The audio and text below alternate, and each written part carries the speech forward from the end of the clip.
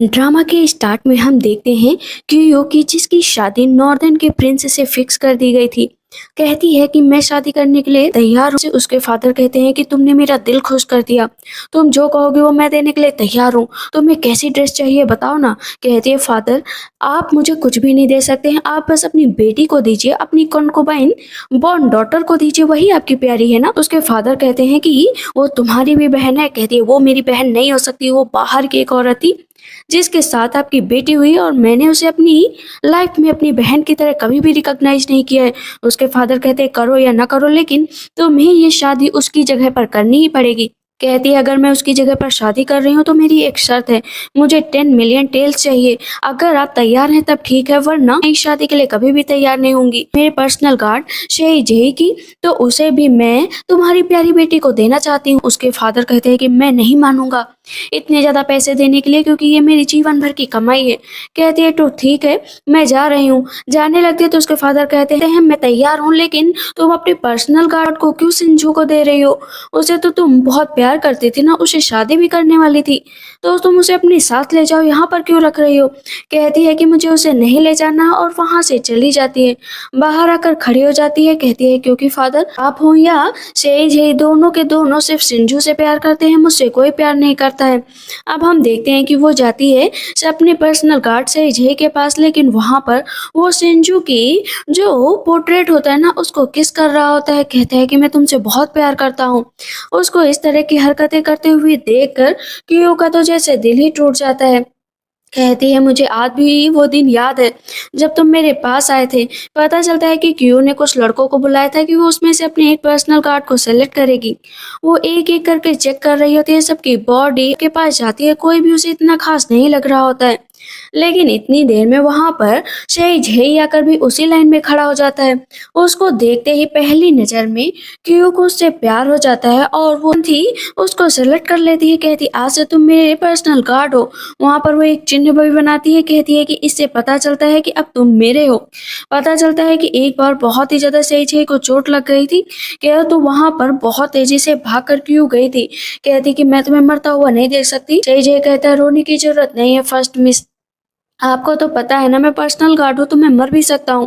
कहती मैं तुम्हें मरने नहीं दूंगी, मेरी लाइफ में तुम बहुत ही ज्यादा इंपॉर्टेंट हो। उसके आंसू भी पोंछता है कि क्यू के सामने एक और सच आता है कि जो पर्सनल गार्ड है मीन सेज है वो असल में मैजेस्टी है। चलता है कि इनोज कह रहे होते हैं कि आप सेंजिंसू से प्यार करते हैं तो फर्स्ट मिस को क्यों यूज कर रहे हैं। पर वो कहते हैं कि मैं तो उसके पास धीरे धीरे जाना चाहता था ताकि वो मुझसे प्यार कर सके, बस मैं क्यू का तो यूज कर रहा था। तब यहाँ पर इनोज कहते हैं लेकिन क्यू भी बहुत ही सुंदर है, आपको उससे भी एक बार सोचना चाहिए। कहते हैं कि मैं सिर्फ उसका गार्ड हूँ, इंजू और क्यू की कोई बराबरी नहीं है, उन दोनों में जमीन आसमान का फर्क है। मैं सिर्फ अपने मकसद से गया हूँ, जैसे मकसद पूरा हो जाएगा मैं उसे छोड़ दूंगा। क्यू को पता चलता है पहली बार ऐसा हुआ था कि अपने पर्सनल गार्ड से इतनी नफरत करने लगी थी। कहती है कि सिंजू से बहुत प्यार करते हो ना। कहता है क्या हुआ मिस, बताइए ना कि आप यहाँ पर कैसे आ गए, आप बता देती तो मैं आ जाता। वो मन में सोचती है कि हाँ सिंजू की पोर्ट्रेट देखने से छुट्टी पाओगे तब मेरे पास आओगे ना। वो अभी पुराने टाइम को याद करती है कि कैसे वो उससे इतना प्यार करती थी तो उसके करीब जाने की कोशिश करती थी, लेकिन हमेशा ही जो सेज थे ना उसे पीछे कर देता था। उसे अब सब कुछ पता चल चुका था कि इस वजह से ही हमेशा सेज उससे दूर जाता था, क्योंकि सिंजू उसके मन में है। यहाँ पर सेज कहता है कि रात बहुत हो चुकी है मिस, आप यहाँ से चली जाइए। कहती है कि इस पोर्ट्रेट में कौन है। वो पोर्ट्रेट को छूने लगता है, कहता है मैं इससे बहुत प्यार करता हूँ। पता चलता है कि एक बार जब उसे महल से निष्कासित कर दिया गया था, सभी लोगों ने हमला कर दिया था, तब उस टाइम पर उसे बहुत भूख लगी थी, हर कोई उसे धक्का देकर नीचे गिरा रहा था, सिर्फ सिंजू ही थी जिसने उसे जो है कैंडी खाने को दी थी। आखिर वो उसका एहसान कैसे ना भूलता। व्हाइट ड्रेस में वो एकदम फेरी जैसी लग रही थी। वहीं पर पहली बार उसे उससे प्यार हो गया था। उसका विल भी उसे मिलता है और बगल में एक आदमी खड़ा होता है, पूछता है कि बताइए ये कौन है लड़की। तो बोलते हैं सेन फैमिली की डॉटर है। कहती है कि ठीक है तुम मेरे साथ अभी चलो, लेकिन कुछ दिनों के बाद तुम आराम से सिंजू के पास चले जाना। कहता है ठीक है यंग लेडी। वो फिर से आती है और उसके ऊपर वही निशान बनाती है। सब कहते हैं कि मिस तो अपने गार्ड को कुछ ज्यादा ही पसंद करती हैं, लेकिन आज वो गुस्से में चली जाती है। कहती है कि ये क्या हुआ, मिस ने अपनी गार्ड की तरफ देखा नहीं, लगता है कि कुछ ज्यादा ही नाराजगी हो गई है। तो इस पर गार्ड कहते हैं ऐसा कुछ नहीं, मैं इतने दिनों से उनका पर्सनल गार्ड हूँ, वो मेरे सिवा किसी की तरफ नहीं देखेंगी। अभी हम देखते हैं कि ऑक्शन होता है तो सबके सब एक जगह पर जाते हैं जहाँ पर उसकी बहन सिंजू भी होती है। कहती सिस्टर फाइनली आप आ ही गई ना, चलिए आकर बैठ जाइए। सिर्फ वो नाटक कर रही होती है तो इस पर क्यों उसका हाथ पीछे झटक देती है कि मुझसे बहन वाला रिश्ता निभाने की कोशिश तो बिल्कुल मत करना। कहती सिस्टर मैं तो बस आपके क्लोज आना चाहती थी लेकिन आप हमेशा ही मुझे दूर करती हैं। कहती और सेजई तुम कैसे हो, मुझे पता चला था तुम्हें बहुत चोट लग गई है, तुम्हें ठंड भी लग रही थी, तुम अच्छे से खाना खा रहे हो ना। इस पर सेजई बोलता है कि हाँ वो टाइम तो बहुत पहले ही गुजर चुका है, मुझे पता है, लेकिन मैं आपका थैंक यू बोलना चाहती हूँ। पिछली बार बीमार हुई थी तो आप मेरे लिए मेडिसिन लेकर आए थे। नीचे बैठकर सारा नजारा जो है क्यों देख रही होती है कि मेरी आंखों के सामने तुम दोनों लोग इसको फरमा रहे हो। कहती कि सिस्टर बताइए ना कि कैसी है। कहती कंकुबाइन डॉटर प्लीज उधर बैठ जाओ, मेरे से बकवास मत करो। वो बैठ जाती है और कहती है कि फाइनली आज मैं अपने लिए कुछ खरीदने वाली हूँ। ऑक्शन में सबसे पहले आता है ईस्ट चाइना सी पल्स हेयर पिन। कहते हैं जो भी इसे लेना चाहे अपना हाथ ऊपर करे और यहाँ पर बोली लगाए। सबसे पहले 100 टेल्स 200 टेल्स। सिंजू भी अपना हाथ ऊपर करती, कहती सिस्टर मुझे भी ये बहुत पसंद आ गया है, मैं क्या करूँ, फादर ने मुझे जो आपको पैसे दिए जाते हैं ना मैंने वो भी ले लिए, तो मैं इसे खरीद सकती हूँ, आप खरीद पाए या न खरीद पाए। मन में सोचती है कि तुम कितना भी पैसे इकट्ठा कर लो लेकिन फादर ने मुझे 1 मिलियन टेल्स गोल्ड दिया है ना, मैं उससे आज ज्यादा खरीद सकती हूँ। वहां पर वो 1000 की बोली लगा देती है। कहती सिस्टर इतने पैसे तुम्हारे पास हैं भी। कहती इसकी चिंता तुम मत करो। यहाँ पर अब सिंजू का मूड बन जाता है कि मैं भला इतनी ज्यादा बोली मैं कैसे खरीदूं। अपनी दासी से पूछती है कि क्या पैसे हैं या नहीं है। कहती है नहीं, सारे पैसे खत्म हो जाएंगे अगर आपने यहाँ पर बोली पे लगा दिए। इस पर क्यू कहती है कि जब मैंने कह दिया कि ये मैं लूंगी तो आप मुझे दे दीजिए ना। लेकिन सही जय को ये बर्दाश्त नहीं हो रहा था कि सिंचू वहां पर आ रहे। लेकिन इतनी देर में इम्पीरियल डे केयर आ जाता है। इम्पीरियल डे केयर आते ही सब नीचे बैठ जाते हैं। इनोज वहां पर पढ़ते हैं कि नोबल स्टेटस वाली लड़की सिंजू जो बहुत ही अच्छी हैं उन्हें प्रेज किया जाता है गवर्नमेंट की तरफ से, साथ में मैजेस्टी की तरफ से उन्हें ये रिवॉर्ड जो ये ईस्ट सी पल से उन्हें गिफ्ट में दिया जाता है। उसे देख कर तो वो बहुत खुश हो जाती है क्योंकि यूं तो जानती थी कि ये मेरे पीछे खड़े से ही सब कुछ कर रहा है, क्योंकि उसे बर्दाश्त नहीं है कि मेरे से सिंजू हार जाए। सब कहते हैं कि वाह इसके ऊपर तो मैजेस्टी का हाथ है, मतलब मैजेस्टी से लाइक करते हैं। दूर से इनोज और जो सेजई होते हैं ना इशारा कर रहे होते हैं। इनोज कहते हैं आपको 1 मिलियन टेल्स भी दिए जाते हैं, इसी वजह से आपको अब यहाँ पर जो भी खरीदना है खरीद सकती हैं। कहती है कि सिस्टर मैं तो भूल ही गई थी कि मैजेस्टी ने हेल्प के लिए यहाँ पर इनोज को भेजा था, अब आप क्या करेंगी। नीचे से सेजई की तरफ वो देखकर कहती है कि तुम कितना गिरोगे, आखिर क्या मैं अपने मनपसंद चीजें भी नहीं खरीद सकती। तभी वहाँ पर दूसरी चीज आती है। उसके लिए जैसे ही वो अपना हाथ ऊपर करने चलती तो इनोज बोल देते हैं कि ये आपका है मिस सिंजू, इसे आप ले लीजिए। जैसे ही तीसरी बोली आती है वो भी सिंजू को, मतलब जो भी वहां पर आ रहा था सब कुछ सिंजू को दे दिया जा रहा था।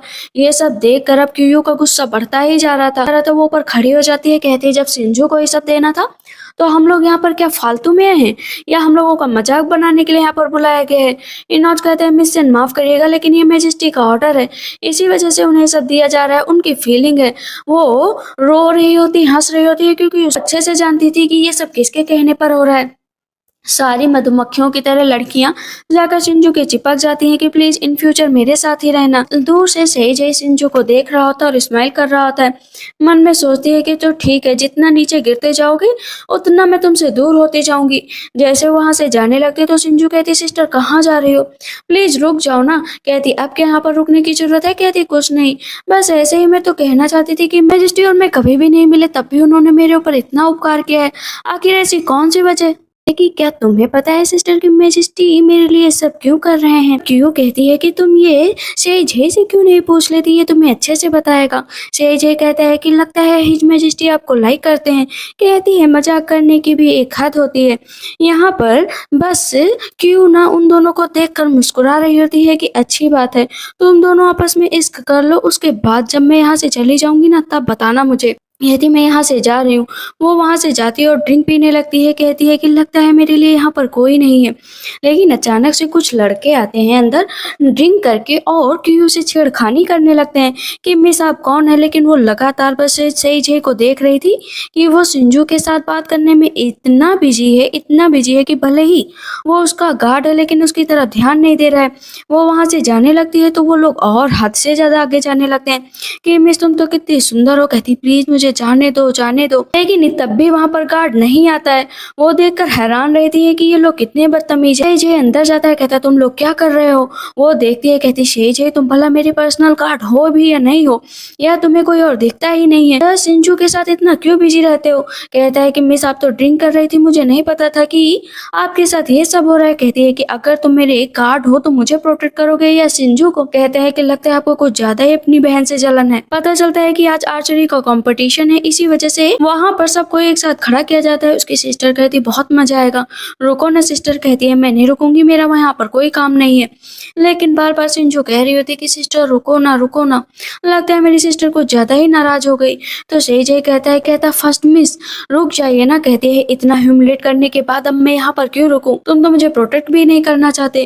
कहता है प्रोटेक्ट कैसे करूँ जब अब इतना जलन कर रही हैं अपनी ही बहन से। कहती है कि बस बहुत हुआ, तुमने मेरे लिए बहुत ही ट्रबल क्रिएट कर दी। तुम्हें लगता है कि मैं इसके साथ बहुत क्रूरलपन करती हूँ ना, बट मुझे लगता है कि तुम दोनों ही मेरे साथ बहुत बुरा कर रहे हो। इसने मेरी मदर को मार दिया और इसने मुझे बाहर निकाल दिया और अपनी जगह इस घर में बना ली। लेकिन तुम बॉडीगार्ड होते हुए भी किसी काम के नहीं हो। लगता है कि मैं यहाँ पर बेकार में ही आ गई हूँ। जो आर्चरी कर रहा होता ना वो डायरेक्ट तीर जो है कर देता है क्यू की तरफ और सिंजू की तरफ। वहां पर जैसे ही तीर पड़ने वाली होती है तो सही होता है वो सिंजू को बचा लेता है और क्यू को तीर लग जाती है।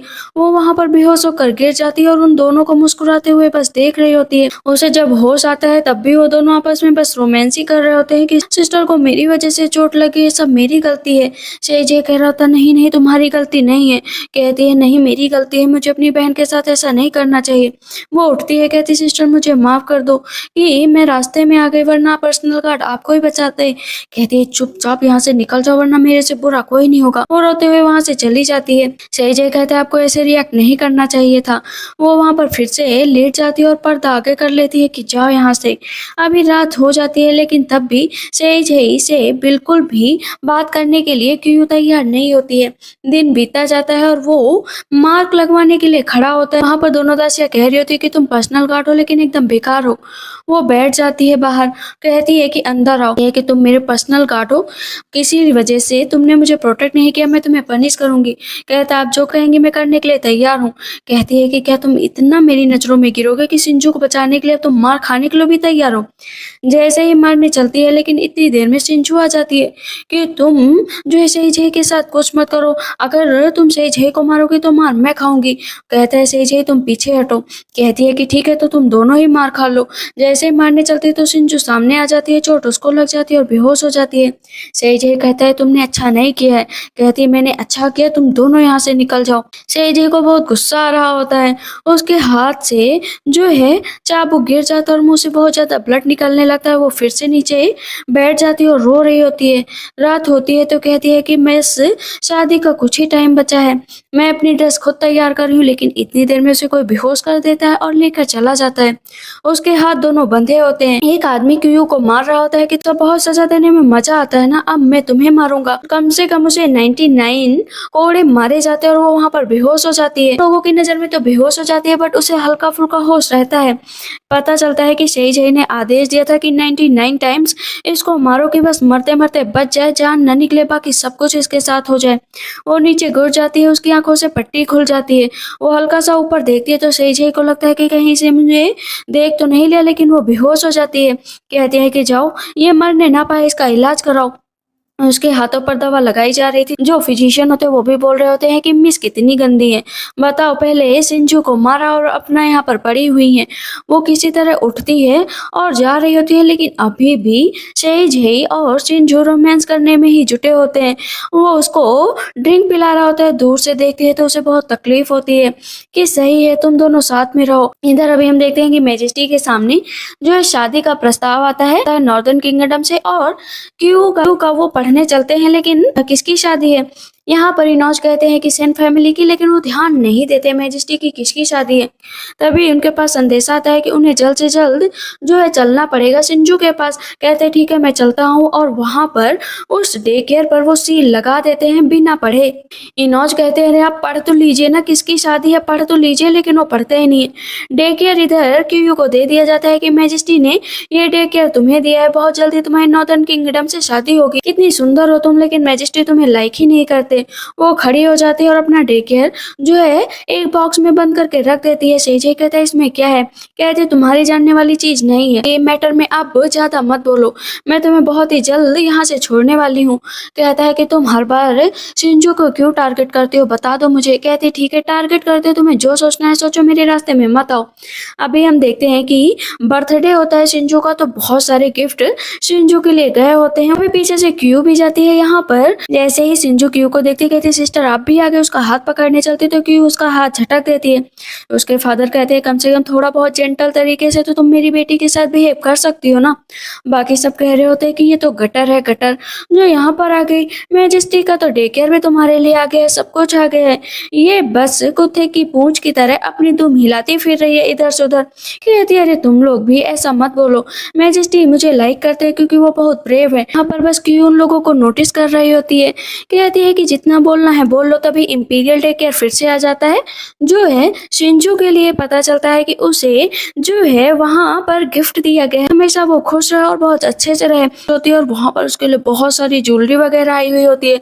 ये देखकर तो वो खुश हो जाती है और सेज है पीछे से खुश होता है कि पर्ल्स, ज्वेलरी और साथ में पेंटिंग्स भी।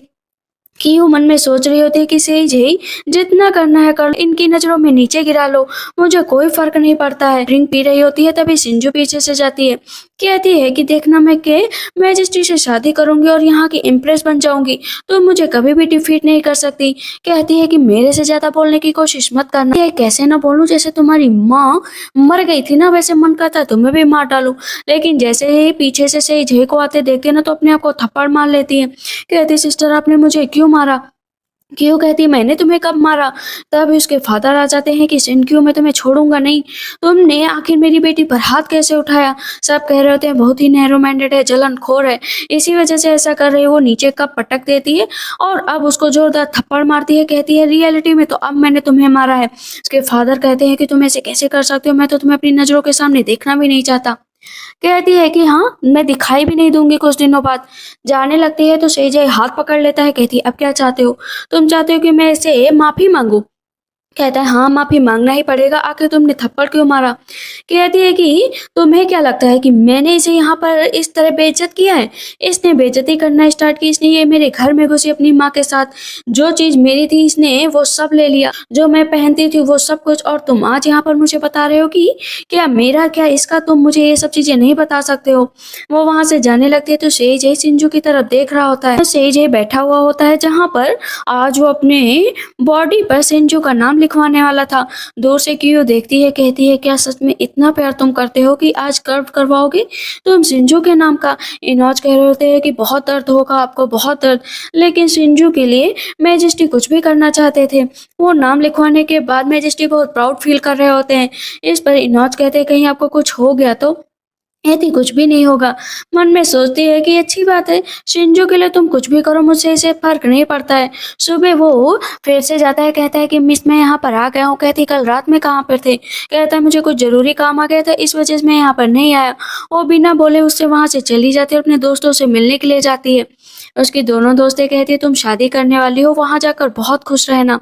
मैं जानती हूँ कि वो मैजेस्टी भले ही अभी लेटे हुए हैं, कोमा में है, लेकिन शायद तुम जाओगे तो सब कुछ ठीक हो जाएगा। तुम कभी भी घबराना मत। इम्प्रेस डाउंगर भी मैंने सुना है बहुत अच्छी है। और उसके दोनों दोस्तें कहती हैं कि तुम कम से कम यहाँ तुम अपनी चुड़ैल बहन से तो बचकर ही रहोगी। कहती मैं इतनी दूर जा रही हूँ, पता नहीं वापस आ पाऊँ या ना आ पाऊँ। उसके दोनों दोस्त कहती हैं मैं तुम्हें बहुत मिस करूंगी। कहती है मिस करने की कोई जरूरत नहीं है, मैं जहाँ भी रहूंगी तुम लोगों से मिलने के लिए जरूर आऊंगी। दोनों दोस्तें उसका हाथ पकड़ लेती हैं, वहां से वो जाने लगती है। तभी पता चलता है कि वहां पर बैठी हुई है सिंजू भी। उसकी दोस्त कहती है कि अगर तुम्हें अपनी बहन से जलन है तो ठीक है, लेकिन तुम उस जय के पीछे क्यों पड़ी हो? कहती है वो तो एक सिर्फ मेयर सा बॉडी गार्ड है, उसे तो मैं कुछ भी नहीं मानती, अपनी जिंदगी से ऐसे निकाल कर फेंक दूंगी। वो फूल लिए होती है ना, उसमें से खून निकल रहा होता है, पूरे फ्लावर पर खून लगा रही होती है। कहती है कि सिस्टर को जब ऐसे तड़पता हुआ देखती हूँ ना तो सेटिस्फेक्शन इतना ज्यादा होता है कि पूछो ही मत। और मैं उसे तड़पते हुए देखना चाहती हूँ क्योंकि मुझे पता है कि वो उसको प्यार करती है। मन में सोचती है ये क्यों कि अच्छी बात है, शेरशाह के साथ ऐसा ही होना चाहिए। जाती है अपनी मदर के पास, कहती है मदर मेरे जाने का टाइम आ गया है, पता नहीं मेरा वहाँ पर कैसे क्या बीतेगा, लेकिन कम से कम चीटिंग से तो बचकर ही रहूंगी। वो अपने कपड़ों की कढ़ाई कर रही होती है, कहती है मैंने अपनी लाइफ रिस्क में डालकर वहाँ पर जाने का फैसला लिया है। भले ही ये सिंजू की शादी थी बट मैं वहाँ पर जा रही हूँ। अपने कपड़े पैक कर रही होती है, हर एक चीज को देख रही होती है, पूरे कमरे को भी, कि अब यहाँ पर कभी भी वापस नहीं आना है। तभी उसके फादर आते हैं, कहते हैं कि गार्ड से ही आ गए हैं, कल तुम्हें सुबह जाना है, गार्ड से मिल लो। कहते हैं फादर अब मुझे गार्ड से नहीं मिलना है। उसके फादर वहां से चले जाते हैं, सारा सामान भी वहां से जा रहा होता है। तभी सामने से सही जही आता है और बोलता है कि फर्स्ट मिस कहाँ जा रही हैं आप? कहती है मैं दूसरे कोर्टयार्ड में चल रही हूँ। सही जय कहता है मैं भी चलूंगा। कहती है नहीं तुम्हें आने की जरूरत नहीं है, जब मैं वहां पर चली जाऊंगी तब आना। वो इंक आगे करता है कि आप मार्क बना दीजिए, लेकिन वहां पर वो बस उसे हल्के से छूने की कोशिश करती है। फिर सोचती है इसकी कोई जरूरत नहीं, आगे से तुम्हें इसकी जरूरत भी नहीं पड़ेगी। कहता है क्या मिस आप क्या कहने की कोशिश कर रही हैं? नहीं कहती कुछ भी नहीं, और वो जो इंक की छड़ी होती है ना उसे तोड़ देती है। कहती है कि अब मैं यहाँ से जा रही हूँ। कहता है ठीक है यंग लेडी, जब भी जरूरत पड़े आप मुझे बता दीजिएगा, मैं यहीं पर हूँ। वो मन में सोच रही होती है कि अब मैं तुमसे क्या कहूँ। कहती सही जी जब मैं यहाँ से चली जाऊंगी ना तुम अपनी अच्छे से जिंदगी गुजारना सिंजू के साथ। मैं कोशिश करूंगी कि सिंजू तुम्हें बहुत अच्छे से रखे, तुम्हारी केयर करे और तुम्हारे प्यार को समझे। वो रो रही होती है, कहती है कि अब मैं तुमसे कभी भी नहीं मिलूंगी। कहता है क्या कह रही है मिस, बताइए ना कि आप क्या कह रही हैं। कहती कुछ नहीं, बस मैं यहाँ से जा रही थी और तुम भी जाओ यहाँ से बाहर। वो अपने रूम पर दरवाजा बंद कर देती है, चाबी लेती है और चाबी को तोड़ देती है। कहती है अब इसका कोई काम नहीं है। वो वहां से चली जाती है और इधर हम देखते हैं कि शेजय के दिल में बहुत ऐसे दर्द होने लगता है। कहते हैं आज से पहले ऐसा कभी नहीं हुआ, लेकिन जरूर सिंजू मुझे याद कर रही होगी। और इधर सिंजू चिल्ला रही होती है क्योंकि उसके फादर ने 10 मिलियन टेल्स दे दिया था। क्यूयो को कहती फादर इतनी ज्यादा मनी उसे देने की क्या जरूरत थी, वो इसकी हकदार भी नहीं है। उसके फादर कहते हैं अगर मैं मनी नहीं देता ना तो तुम्हें शादी करनी पड़ती। क्या तुम उस कोमा में रहने वाले प्रिंस से शादी करना चाहती थी और तुम वहां पर जाकर पछताती सिर्फ। कहती हाँ फादर वो तो सही है, मैं उससे शादी नहीं करना चाहती थी, लेकिन वो पैसे बिल्कुल भी उसे नहीं मिलने चाहिए थे। तभी सामने से सही जही आ जाता है, कहती है अरे तुम यहाँ पर कब आए? कहता है बस अभी आया। और वहां पर वो उसे केक देने के लिए आया होता है, क्योंकि वो केक भिजवाए होते हैं कुयो ने सिंजी के लिए कि तुम इसे लास्ट टाइम पर खा लेना। कहते हैं तुम्हारी बहन ने भिजवाए हैं। वो जाने लगता है। कहती कहाँ जा रहे हो? कहता है कि मुझे अपनी मिस के पास जाना है। कहती है नहीं क्या तुम्हें नहीं पता है कि सिस्टर ने 10 मिलियन टेल्स लिए हैं और वो यहाँ से हमेशा के लिए चली गई है, उन्होंने जो है तुम्हें मुझे सौंप दिया है। कहता नहीं ये झूठ है। कहती है अरे वो तो सुबह ही चली गई, उनकी शादी भी है नॉर्दर्न किंगडम में। कहता है नॉर्दर्न किंगडम में शादी? अप्रूवल किसने दिया? अब उसे याद आता है कि अच्छा इसी वजह से जो है कि वो बार बार कह रही थी कि वो यहाँ से जाने वाली है, आखिर मुझे पता क्यों नहीं चला। उसे अब एक एक बात की याद आ रही थी क्योंकि उसकी कैसे केयर करती थी। हर बार मैं उसे रोकती थी, खाना खिलाती थी, जबरदस्ती करती थी, उसके साथ बहुत प्यार से रहती थी। एक बार तो उसने खाना बनाया था जो इतना गंदा था कि सेजे की बस वोमिटिंग होते हुए बची थी। कहती कि मैंने इतने प्यार से बनाया। और वहां पर उसे याद आता है कि वो पतंग बनाती थी, उसके साथ खेलती थी, कहती थी चलो ना मेरे साथ, जबरदस्ती करती थी। जब उसको चोट लगी थी तो उसे बचाने के लिए वो कितना रोई थी। कहता है कि वो मुझे बताए बिना ऐसे तो नहीं जा सकती, बस झलकियां याद आ रही थी। सीने में और तेज से दर्द होने लगता है कि मैंने तो उसे कभी प्यार भी नहीं किया, लेकिन वो तो सच में किसी और से शादी कर ली सिर्फ 10 मिलियन टेल्स के लिए। वो नीचे गिरने लगता है। कहती क्या हुआ, तुम खुश नहीं हो क्या? सेज यही कहता नहीं मैं बहुत खुश हूँ, बस ऐसे ही। उसे याद आता है कि कैसे वो उसे छूने की कोशिश कर रही थी। कहती है कि चलो ना चलते हैं सेज, मुझे कुछ ज्वेलरी पसंद आई थी, हम लोग मार्केट चलते हैं, साथ में खरीदेंगे। पहले तो जाने से मना कर देता है, लेकिन फिर सोचता है कि अगर वो चली ही गई तो क्या ही बात है, मैं कम से कम सिंजू के साथ अच्छा वक्त बिता सकता हूँ। वो इनोज के साथ जाता है। वो इनोज कहते हैं कि वो जा चुकी है, अब चिंता छोड़ देनी चाहिए। वैसे भी आप तो हमेशा से सिंजू के पास रहना चाहते थे ना, सिंजू अब आपके पास आ गई है, आपको अपनी जिंदगी में आगे बढ़ना चाहिए। कहते सही कहा तुमने, लेकिन पता नहीं मैं खुश नजर नहीं आ रहा हूँ, क्या मुझे खुश होना चाहिए? फिर से जाता है उसे मिलने की, क्या पता कोर्टयार्ड में हो, लेकिन देखते हैं वहाँ पर ताला बंद है। रास्ते से सिंजू जा रहे होते हैं तो वहाँ पर बहुत सारे भिखारी होते हैं। इस पर जय कहता है कि आप यहाँ पर क्यों आई हैं? कहते हैं मुझे इन लोगों को खाना देना था कि तेरे भिखारी हैं, लेकिन मुझे भिखारी नहीं लगते हैं, लगता है है कोई नशीला पदार्थ ले रखा है, वहाँ पर जाना सही नहीं रहेगा। जाती है और ऐसे ही वहाँ पर खाना फेंक देती है, कहती खा लो तुम लोग इसी के लायक हो। उसका इस तरह का रवैया देखकर सेजय मन में सोचता है कि आखिर इसको अचानक से क्या हो गया, ये लोग इतने बदले हुए क्यों नजर आ रहे हैं। में एक भिखारी उठता है और उसके साथ छेड़खानी करने लगता है, वो उन लोगों को नीचे गिरा देता है और यहाँ पर सिंजू को बचाने के चक्कर में ना सेजय को चोट भी लग जाती है, उसके मुंह से ब्लड निकलने लगता है। पूरी रात बीत जाती है, कहती है कि आपको होश तो है ना, आप ठीक तो है ना। कहते हैं क्या तुम पूरी रात यहीं पर थी। वो गले लग जाती है कि अगर आपको कुछ हो गया तो मेरा क्या होगा, कम से कम मेरे बारे में सोच लेते। कहते कोई बात नहीं, तुम्हें प्रोटेक्ट करना मेरे लिए ऑनर की बात थी। कहती है कि हाँ मुझे पता है, मुझे जब भी फीवर आता था तुम मेरी कितनी केयर करते थे, आखिर रात में तुम्हें छोड़कर कैसे जा सकती थी। अब तुम्हें होश आ गया है तो मैं थोड़ी देर के लिए आराम कर लेती हूँ, तुम्हें चिंता करने की जरूरत नहीं है। मन में सोचता है कि मुझे कितना स्ट्रेंज इसका बिहेव लग रहा है, अभी मुझे होश आया और मुझे खाने के लिए भी कुछ नहीं पूछ रही है। तो वो तुरंत ही चली जाती है, लेकिन बहुत ही बुरा लग रहा होता है सेजय को, क्योंकि जब वो पिछली बार उसको चोट लगी थी तो कोई उसके पीछे पड़े थे कि खा लो, वरना तुम्हारे मसल खराब हो जाएंगे, तुम्हारी बॉडी अच्छी नहीं लगेगी और चेहरा तो बहुत डल हो जाएगा, प्लीज मेडिसिन पी लो, खा लो। उसकी वो बहुत बच्चों जैसी केयर करती थी। वो स्माइल कर रहा होता है और नोटिस करता है कि नॉर्दर्न किंगडम से तो उसकी शादी होने वाली है। वहाँ पर उसका शैडो गार्ड आता है। मैंने सुना है कि वहाँ पर यंग लेडी बहुत खुश है, नॉर्दर्न किंगडम के प्रिंस से प्यार हो गया है क्योंकि उन्हें होश भी आ गया है। कहते होश, लेकिन कैसे, क्योंकि वो उनसे मिलने गई थी। इधर हम देखते हैं कि मैजेस्टी खड़े होते हैं, कहते हैं कि ये सब चीजें कितनी अच्छी लग रही हैं, मैं सिंजू को सब देना चाहता हूँ, एक एक चीज उसे यहाँ पर दिखाऊंगा कि वो जब यहाँ पर आएगी तो कितनी खुश रहेगी मेरे साथ।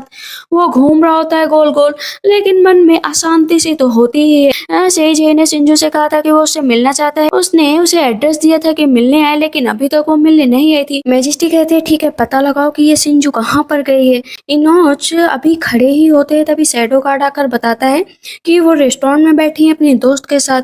मैजेस्टी को बहुत गुस्सा आता है कि मैंने उसको क्लियरली रिमाइंड करवाया था और कहा था कि स्पेशली उसे बुलाया गया है किसी खास चीज के लिए, तब भी उसने मेरी बातों को कोई अहमियत नहीं दी। मैं खुद उसे पर्सनली जाकर देखूंगा कि वो क्या कर रही है। वहां पर वो जाते हैं तो देखते हैं कि सिंजू बैठी हुई होती है अपनी दोस्त के साथ। फिर से उसकी दोस्त कहती है कि आखिर अब तो तुम्हारा मेयर सकर तुम्हारे आगे पीछे कुत्ते की तरह घूमता है, तुम्हें उसके बारे में कुछ सोचना चाहिए। कहती है कि हाँ सोच तो रही हूँ, गेट कीपर से भला मैं शादी कैसे कर सकती हूँ, मैं तो आगे चलकर मैजेस्टी से शादी करूंगी और इम्प्रेस बनूंगी, उसकी क्या ही औकात मेरे सामने, बस मैंने तो अपनी बहन को चलाने के लिए उसे अपने पास रखा था। हाँ कि वो बहुत जल रही थी ना, तो मुझे अच्छा भी लग रहा था, सेटिस्फाइड थी मैं। अब देखो वो चली गई है, उसकी हर चीज मैंने ले ली, देखो ये व्हाइट कपड़े भी मैंने ले लिए। कहती है लेकिन मैंने सुना है वहां पे अच्छे से एडजस्ट भी हो गई। कहती है एडजस्ट हो जाने दो, मैंने तो उसे धक्के मारकर यहाँ से निकाल दिया और मेरे खिलाफ ना कोई एविडेंस भी नहीं है, मैंने उसे हर बार फ्रेम किया, हर बार फादर भी सिर्फ मुझे ही लाइक करते हैं, इवन उसका गार्ड भी और अब तो मैजेस्टी भी। इनोज कहते हैं अब हमें चलना चाहिए। कहते हैं ठीक है, इसे पता नहीं चलना चाहिए। थोड़ी देर के लिए सिंजू को लगता है कि कोई बाहर है, लेकिन फिर वो ध्यान नहीं देती। जाकर सेजय को एहसास हो रहा था कि उसने अपनी जिंदगी में क्या खो दिया है, शायद वो कीमती चीज जिसे वो हमेशा से ठुकराता आया है। पत्थर की खोज में शायद उसने सोना खो दिया था। अब वो कहते हैं कि ये मेरा इल्यूजन है और बहुत जल्दी दूर हो जाएगा। सिंजू ऐसा नहीं कर सकती, लेकिन उसे हर बार सिंजू की बातें याद आ रही थी कि देखो इसके व्हाइट कपड़े भी मैंने ले लिए। कहते व्हाइट कपड़ों का क्या मतलब है, मुझे इसके बारे में पता लगाना ही पड़ेगा, ये किसी लोमड़ी से कम नहीं है जो मैं इसको कभी जान ही नहीं पाया। कहते सर्वेंट जाकर पता करो कि 3 साल पहले जिस लड़की ने मेरी हेल्प करी थी आखिर वो कौन सी लड़की थी। बहुत देर तक मैजेस्टी इधर उधर घूमा करते हैं, तभी मैजेस्टी की माँ चाहती है कि मैंने सुना है तुम शिनजिंसू से शादी करने वाले हो, लेकिन मैं बिल्कुल भी नहीं चाहती कि तुम उस लड़की से शादी करो, वो बिल्कुल भी अच्छी नहीं है और तुम वहाँ पर बॉडीगार्ड का काम कर रहे थे सिर्फ उस लड़की के लिए। मैं तुमसे कह रही हूँ अगर तुमने उस लड़की से शादी की ना तो मैं तुम्हें अपना बेटा मानने से इनकार कर दूंगी। तभी वहाँ पर इनोच आते हैं, कहते हैं कि आपको चलना पड़ेगा, आप खुद देख लीजिएगा। हाँ मैं जरूर उससे मिलूंगा। उसकी मदर कहती है अभी भी तुम उससे मिलना चाहते हो। कहता है मदर कुछ हिसाब बाकी है। कहती है क्या सोचा है तुमने। कहता है बस मैं आपको आकर ही बताऊंगा आंसर, मुझे वैसे उससे शादी नहीं करनी है। कहती है ठीक है शादी करो या ना करो, लेकिन अगर वो यहाँ पर आई ना तो मैं उसे एक्सेप्ट नहीं करूंगी। सेजय बैठा होता है, कहता है फाइनली आज मुझे कोई की स्टोरी जानने को मिलेगी। एक एक पेज पढ़ता है ना तो उसे यकीन नहीं होता है कि 8 साल की उम्र से ही उसके साथ ये सब होता आया है। क्यू की माँ की जगह सिंजू की माँ ने ले ली थी। क्यू की जिंदगी नर्क सी बन गई थी, वो वहाँ पर सही से रह भी नहीं पा रही थी। अपना हाथ जब कट करती थी, सही जय को क्या लगता था ना कि वो अपनी बहन को नीचा दिखाने के लिए कर रही है, लेकिन उसने सब कुछ इतने दर्द में किया, वो इतनी तकलीफ में थी, उसने बस उससे हेल्प मांगी थी, वो भी वो हेल्प नहीं कर पाया। इनाओ चाहते हैं, कहते हैं कि वो दोनों लोग बाहर आ गए हैं, कहते हैं कि प्लीज आप लोग नीचे मत झुकिए, मुझे बताइए कि उस दिन वो लड़की कौन थी, मुझे जानना है कि सेन फैमिली में वो लड़की कौन थी। वो दोनों बताते हैं कि वो सेन क्यू थी।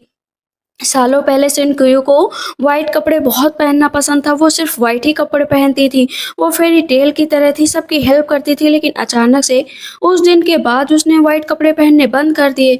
अब तो मैजेस्टी के पैरों तले जमीन खिसक जाती है कि उसने व्हाइट कपड़ों में जिस फेरी को पसंद किया था, असल में तो वो व्हाइट कपड़ों में उस दिन क्यू थी, ना कि सिंचू। उससे इतनी बड़ी भूल हो चुकी थी, और अभी मैजेस्टी ने शिंजू और उसके फादर को बुलाया था। कहती वाह, इतनी बड़ी जगह पर मैजेस्टी ने हम लोगों को बुलाया, कितनी अच्छी बात है। अभी उन दोनों को ही नहीं पता था कि सेज है ही मैजेस्टी है। सब लोग मैजेस्टी को ग्रीट करते हैं, कहते उठ जाओ। जैसे ही वहां पर से शिंजू की नजर पड़ती है कि वो सेज है, तो वो खुश हो जाती है। यहाँ तक कि उसके फादर के भी खुश हो जाते हैं कि अच्छे चाल चलिए, अच्छे लड़के को फंसाया है। उसके फादर कहते हैं कि आप मुझे पहले बता देते कि आप मेरे यहाँ गार्ड बनकर रह रहे हैं, तो मैं आपकी अच्छे से खातिरदारी करता। कहता है नहीं, इसकी कोई जरूरत नहीं। मन में सोचती हाँ, आज कॉन्कोबाइन बनाने के लिए जरूर मैजिस्ट्रेट ने मुझे यहाँ पर बुलाया होगा, क्या पता इम्प्रेस ही बना ले। कहते हैं कि मैंने एक रीजन के तहत तुम्हें बुलाया है, मैंने तुम्हारी शादी फिक्स कर दी है। कहती हाँ, मुझे पता है कि किसके साथ शादी फिक्स की है। कहते हैं हाँ, अपने अंकल के साथ। कहती क्या मतलब अंकल, कौन से अंकल। पता चलता है वहां पर 70 साल के उसके अंकल आ जाते हैं। कहते हैं तो बहुत ही सुंदर लड़के और मैं इसे शादी करने के लिए तैयार हूँ। कहती है मैजेस्टी आप मेरे साथ मजाक कर रहे हैं ना, भला मैं इस 70 साल के अंकल से शादी कैसे कर सकती हूँ। इनोच एक थप्पड़ जोरदार लगाते हैं सिंजू को कि मैजेस्टी के सामने तुम्हारी बोलने की हिम्मत कैसे हुई।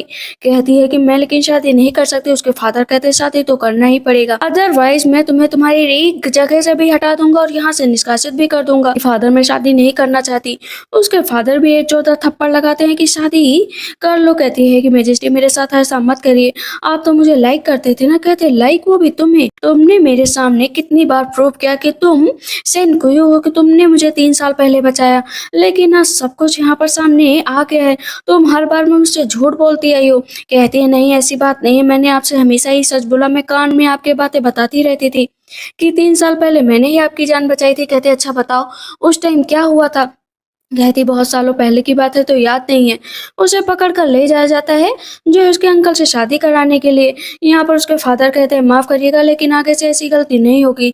लेकिन वहां पर मैजेस्टी उसको तलवार मार देते हैं। कहते हैं तुम जैसे लोगों की यहाँ पर कोई जरूरत नहीं है। कोई मैंने तुम्हारा बदला ले लिया है, लेकिन अब मेरे सीने में दर्द इतना हो रहा है कि बर्दाश्त से बाहर है।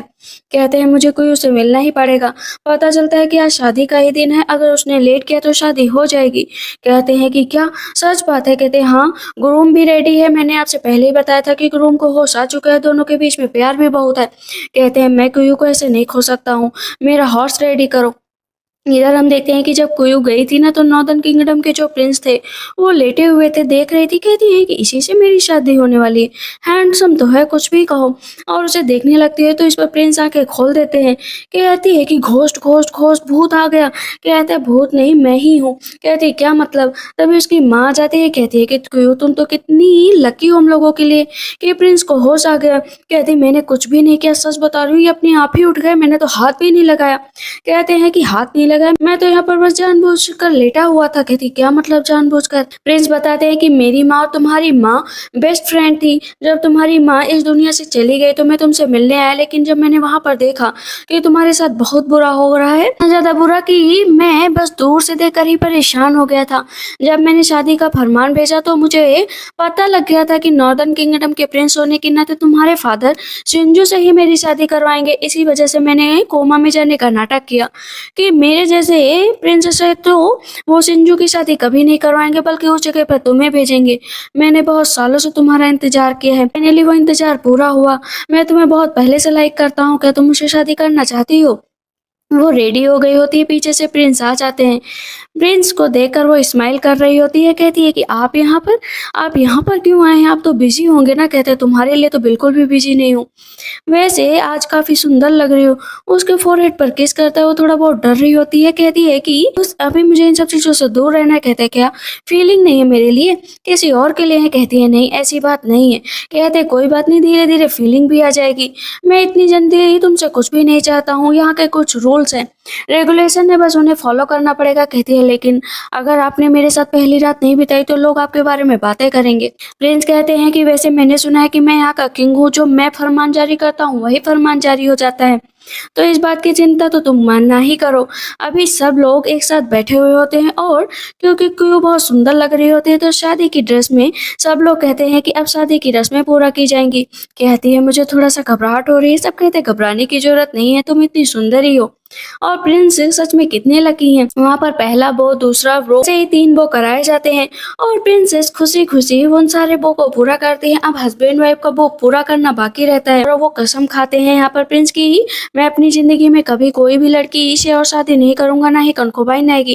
कहती है ऐसी बातें मत करो, जिंदगी में कभी कोई भी फैसला लेना पड़ सकता है। कहता है मुझे कोई फैसला लेना ही नहीं है, मैंने इतने सालों तक तुम्हारा इंतजार किया है, तो मेरे ऊपर लाइटनिंग का असर हो जाए जब भी मैं ऐसा करने की कोशिश करूं। प्रिंस कहते हैं कि तुम्हें कोई क्वेश्चन हो तो पूछ सकती हो। कहती है मुझे कोई क्वेश्चन नहीं पूछना है। इतनी देर में वहाँ पर प्रिंस आ जाते हैं। कहते हैं ये शादी नहीं होगी।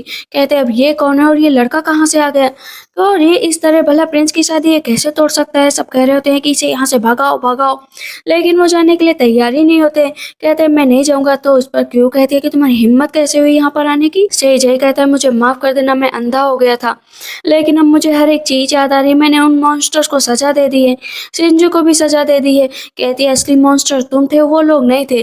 तुमने हर बार मुझे धोखा दिया है। कहता है मुझे पता है, लेकिन आज मैं तुम्हें यहाँ से लेकर ही जाऊंगा और अपनी हर गलती की माफी मांगूंगा। कहती है मैं नहीं जाऊंगी समझे। कहता है कि मैं लेकर जाऊंगा क्योंकि मेरे सीने में दर्द हो रहा है। कहती है मेरी शादी हो चुकी है, अब मुझे लगता है कि तुम्हें वहां से वापस चले जाना चाहिए। पर सबको पता चलता है कि ये प्रिंस है। अरे प्रिंस यहाँ पर कैसे आ सकते हैं। कहते हैं चलो मेरे साथ, वरना तुम्हारे इस प्रिंस को मार दूंगा। कहते हैं कि तुम ऐसे यहाँ से नहीं ले जा सकते। कहते हैं तुम रोक भी नहीं सकते हो, क्यों पहले मेरी थी और अभी भी मेरी रहेगी। प्रिंस कहते हैं जब तक मैं खड़ा हूं तब तक कुछ नहीं होगा। सब एक एक करके सामने आते हैं कि जब तक हम लोग प्रिंसेस के साथ खड़े हैं कोई इनको हाथ भी नहीं लगा सकता है। ये देखकर आज पहली बार क्यूयो को एहसास हो रहा था कि उसके सच में जानने वाले हैं, चाहने वाले हैं, वरना उसने इतनी उम्र अकेले ही बिताई है। नहीं चले तो तुम्हारे पति को यहीं पर मार दूंगा। कहती पागल हो गए हो। कहता हाँ मैं और भी पागल हो जाऊंगा। कोयो की जिम्मेदारी थी कि वो अपने हस्बैंड की रक्षा करे। कहती है मुझे जाने दीजिए मदर, मैं वापस आऊंगी। वो वहां से चली जाती है और पीछे से जो है सहजय भी जाता है। कहता है रुक जाओ 1 मिनट प्लीज, नॉर्दर्न किंगडम को छोड़ दो, मुझसे शादी कर लो। वो पुरानी जगह पर पहुंच जाती है। कहती मुझे हाथ लगाने की कोशिश मत करना, याद रखो कि मैं बस थोड़े दिनों के लिए यहाँ पर आई हूँ और जैसे सब कुछ मामला सेटल डाउन हो जाएगा मैं अपने पति के पास चली जाऊंगी। सहजय बाहर खड़ा रहता है, उसके लिए खाने का इंतजाम करता है। कहती है सब करने की कोई जरूरत नहीं है। कहता है बस तुम्हारा दिल जीतने की कोशिश कर रहा हूँ, पहले मैंने जो गलतियां की हैं कम से कम उसकी माफी तो दे दो मुझे। वो उसे चाबुक देता है कि प्लीज मुझे इससे मारो जैसे मैंने तुम्हें मारा था। कम से कम 10-12 मारती है, लेकिन फिर थोड़ा शांत हो जाती है। कहती है तुम्हें मारने का कोई भी मतलब नहीं है, तुम बहुत ही गंदे हो, तुम कितना मार खा सकते हो। कहता है और मार लो मुझे। वहां पर जो उसने शिंजू का नाम अपनी बॉडी पर लिखवाया था ना, कहता है कि इसे हटा दो। चाकू लेता है और उस नाम को पूरा उसके हाथों से हटवा देता है। कहती है मैंने तुम जैसा पागल इंसान नहीं देखा। कहता है हाँ मैं पागल हूँ। तेजय वहां पर बेहोश हो जाता है। कहती तुम कितनी भी कोशिश कर लो लेकिन मैं नहीं आऊंगी। पूरे टाइम शेजय को बेहोश होते हुए भी क्यों दिखाई दे रही थी कि क्यों से रिश्ता नहीं निभाया, उसने क्यों को धोखा दिया। उसकी मुस्कान, उसका सब कुछ उसके सपने में आ रहा था। इनोच उठते हैं। कहते हैं ये बताओ कि कोई कहाँ पर है। कहते हैं यो मैजेस्टी आपको चिंता नहीं करनी चाहिए। कहते हैं कि मैंने जो गलती की है उसकी सजा तो होनी ही चाहिए। इधर हम देखते हैं कि कोई वो बैठी हुई होती है और अपने हस्बैंड के भेजे हुए लेटर पढ़ रही होती है, क्योंकि वहां पर उसका हस्बैंड उसे तब से नोटिस कर रहा था जब से वो छोटी थी, तो उन सब बातों को उसने लेटर में लिखा था। इस पर जय कहता है तुम्हें शर्म नहीं आती कि तुम ये सब लेटर पढ़ रहे हो। कहती है अपने हस्बैंड के लेटर पढ़ने में कैसी शर्म। कहते हैं लेकिन अभी तो तुम मेरे पास रह रही हो ना, तो कम से कम मेरे बारे में सोचो। उसका हाथ पकड़ता है और सामने लेकर जाता है। यहाँ के पास जय कहता है तुम मुझे मरते हुए देखना चाहती हो, मेरे सामने ही मरूंगा। वो तीर चलाने का आदेश देता है। बार बार सैनिक तीर चलाते रहते हैं, उसको लगते रहते हैं, कहते हैं मैं मर जाऊँगा अगर तुम जब तक मुझे एक्सेप्ट नहीं करोगी। कहती है कि बस बहुत हुआ, मैं तुम्हें माफ़ नहीं कर सकती। कहता है प्लीज़ मुझे माफ़ कर दो, तुम ही मेरा इलाज, तुम ही मेरा क्योर, तुम ही मेरा सब कुछ हो। लेकिन वो वहाँ से चली जाती है। अभी वो उसको लेकर जाता है दूसरी जगह पर, कहती है कि यहाँ पर मुझे क्यों लेकर आए हो बताओ ना? कहती है कि मुझे बिल्कुल भी इंटरेस्ट नहीं है, तुम मुझे कहीं भी लेकर जाओ। वो वापस आती है भागते हुए तो देखती है कि उसने फिर से खाने का इंतज़ाम किया होता है। कहता है प्लीज़ खा लो ना, इस तरह ज़िद मत करो। कि वो नीचे फेंक देती है खाना। कहते हैं कि क्या तुम्हें लगता है मैंने पॉइज़न मिला दिया है? कहती है कोई भरोसा नहीं, पॉइज़न मिला दिया, ड्रग मिला दिया, आखिर मैं तुम्हारे साथ रह नहीं सकती हूँ, तुम मेरे कुछ भी नहीं लगते। वो उसे फ्लावर गिफ्ट देता है। कहती है तुमने ये पहले कोशिश कर ली होती ना तो आज ये दिक्कत नहीं आती। यहाँ पर सेजय बोलता है कि शुरू से लेकर अंत तक सारी मेरी गलती थी। कहती है तो फिर गलती की कोई माफ़ी भी नहीं है।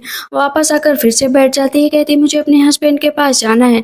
वहाँ पर वो फिर से लेटर को देखती है और स्माइल करने लगती है। सेजय के पीछे वो कुछ ज़्यादा ही पागल थी। अगर उसने पहले ही ध्यान दिया होता ना तो आज वो दुखी नहीं होती। उन लेटर्स को पढ़कर उसकी आंखों में आंसू आ जाते हैं कि उसने कितना कुछ मिस कर दिया और साथ में स्माइल भी कर रही होती है और जाती है सेजय के पास। कहती है मुझे वापस जाना है क्योंकि मैं यहाँ पर ज़्यादा दिन तक नहीं रह सकती हूँ। कहता है कि तुमने सोच लिया है? कहती है हाँ मैंने सोच लिया है। कहता है ठीक है, तुम्हारे पास दो चॉइस है, या तो तुम मुझे मार दो या तो यहाँ से चली जाओ। तुम्हें सिंजू के साथ रहना था तुम उसी के साथ रह लेते ना। कहता है सिंजू की शादी हो चुकी है और अब अंकल के साथ है, तुम कम से कम मेरे बारे में तो सोचो। हम लोग इतने साल साथ थे और एक दिन के प्यार के लिए थे, क्या तुम मुझे भूल जाओगी? कहती है मैंने अपना सब कुछ खो दिया तुम्हारे पास रहकर, तुम्हें अभी भी हेजिटेशन नहीं हो रही कि तुमने मेरे साथ कितना बुरा किया है? तुम्हारा सिंजू के लिए अफेक्शन था, मेरे लिए कोई भी अफेक्शन नहीं था। कहता है ठीक है, मैं तुम्हें रोकने की कोशिश नहीं करूंगा। वो नीचे गिर जाता है, उसने पॉइजन पी लिया था। कहता है अभी भी तुम मुझे बचा सकती हो। कहती है मैं तुम्हें नहीं बचाऊंगी। वहां पर मेजेस्टी की डेथ हो जाती है। पछतावे की तो अब कोई भी लिमिट नहीं थी। इधर हम देखते हैं कि प्रिंस से जो है कुयो की शादी हो जाती है। फाइनली कुयू को उसका हमसफ़र मिल चुका था। मैजेस्टी कहते हैं कि मैं तुम्हें देखकर इतना खुश हूँ कि बता भी नहीं सकता हूँ। कहते हैं कि मैं पूरी ज़िंदगी से तुमसे ही प्यार करूँगी, ये मेरा तुमसे वादा है। वो उसको किस करती है, वो उसके गाल पर किस करता है। उसे बैठकर बस पुरानी बातें एक दो बार के लिए याद आती हैं। अच्छा हुआ वो इस ज़िंदगी से हट गई। के साथ इस ड्रामा की एंडिंग होती है। तो आप लोग को ये ड्रामा कैसा लगा मुझे कमेंट सेक्शन में ज़रूर बताइएगा। तब तक के लिए बाय बाय, टेक केयर।